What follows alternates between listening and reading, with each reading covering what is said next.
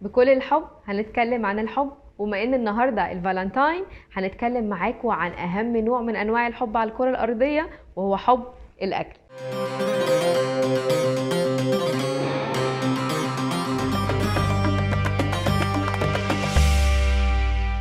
الكيوبيد اللي بيصيب 1.5% من الستات و0.5% من الرجال، وما بيفرقش ما بين لا غني ولا فقير. ومن اشهر ضحاياه كانت أميرة القلوب أميرة واليس، الأميرة ديانا، اللي كانت مصابة بالشره المرضي العصبي البوليميا نيفروزا، وهو ده اللي هنتكلم عليه النهارده. يعني ايه شره مرضي عصبي؟ البوليميا نيفروزا دي هي انك تاكل كميات اكل كتيره جدا في وقت قصير، وبعدين تبدا تحاول تخرج الاكل ده من جسمك، اما عن طريق القيء او استخدام المفرط للملينات. طيب هي دي حاجه موجوده؟ طبعا موجوده، واعتقد في مننا كتير شافوها في ناس حواليهم. فكره تطهير الجسم وتخليصه من الاكل الزياده موجوده من ايام القدماء المصريين، اللي كانوا بيستخدموا فكره التطهير دي على نفسهم. كل 3 شهور لمده 3 ايام متتاليه بيبداوا يخلصوا الجسم من الاكل الزياده، عشان كانوا معتقدين ان اصل كل الشرور وسبب كل المصايب هو الاكل.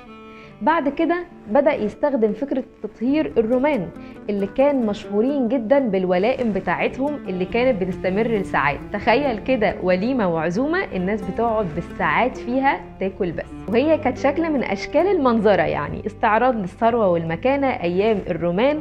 وكان بيستخدموا ريشة ويبدأوا كده يعني يزغزغوا آخر الزور عشان يساعدوا نفسهم إن هم يخرجوا الأكل بسرعة عن طريق القيء. وتعرف الفكرة دي بالقيء الروماني. تخيلوا، عايز تخرج الاكل اللي في بطنك عشان تسيب مساحة عشان ترجع تاكل تاني في الوليمة، فجيب ريشة ويلا بينا نخرج الاكل عشان ندخل غيره. القيء الروماني ده مختلف تماما عن الحاجة اللي بنتكلم عليها النهاردة، وهي الشره المرضي. لان زي ما احنا بنقول كده اسمه شره مرضي، هو مرض. الناس مش بتخرج الاكل عشان تاكل اكل غيره، ولكن بتخرج الاكل بعد ما تاكل مباشرة عشان خايفة انها تزيد، عشان تتخلص من السعرات الحرارية الزيادة، انها دايما عندها قلق من شكل الجسم، فده خوف مرضي من السمنة، عشان كده اسمه الشره المرضي. ايه بقى اللي بيسبب الشره المرضي وبيخلي حد يجيله الحاجة الغريبة دي؟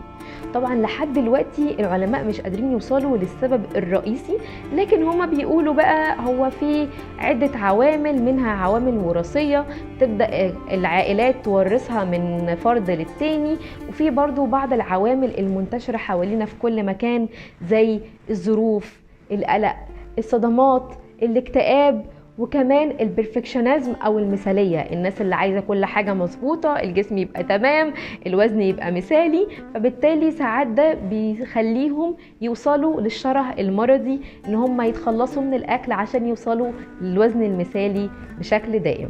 هقول لك كده مجموعه من الاعراض. في اعراض اجتماعيه، يعني حاجات هتظهر عليه زي انه على طول بياكل كميه اكل كتيره جدا في وقت قصير، بيحاول يتخلص من كميه الاكل دي على طول، تلاقيه في زيارات متكرره للحمام بعد كل وجبه، بيستخدم ملينات بشكل كبير جدا، بيلعب رياضه عنيفه، بيتكسف من الاكل، بيستخبى اوقات الاكل، مش عايز ياكل وسط الناس، وكمان دايما حاسس بعدم الرضا عن شكل الجسم. طيب ايه الاعراض بقى اللي هتظهر على جسمه؟ هيبدأ يكون في تورم في الفم، هيكون في تآكل في مينا الأسنان، وكمان في عسر هضم، وهتوصل الأعراض دي لمضاعفات لقرحة في المعدة وتمزق في بطانة المعدة، وكمان هتؤدي لزيادة سرعة ضربات القلب لحد انها ممكن تؤدي للوفاة. وطبعا الشره المرضي للأسف بيزود حالات الاكتئاب وكمان الانتحار. لازم نعرف ان الشره مرض وليه علاج، وللأسف هو منتشر بشكل كبير جدا حوالين المراهقين.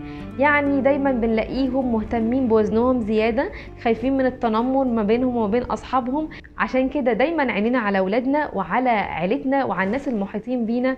لو شفنا أي حد ظهرت عليه الأعراض بتاعة الشره المرضي، أو أنت شخصيا أو أنت حسيت أن أنت داخلة في جزء من ده بسبب خوفك الزيادة وقلقك من شكل جسمك، لازم تطلبي المساعدة، ولازم تطلب المساعدة. عمر ما السمنة كانت غلط ولا النحافة كانت عيب. ما تنسوش تعملوا لايك وسبسكرايب. دمتم بخير وبصحة.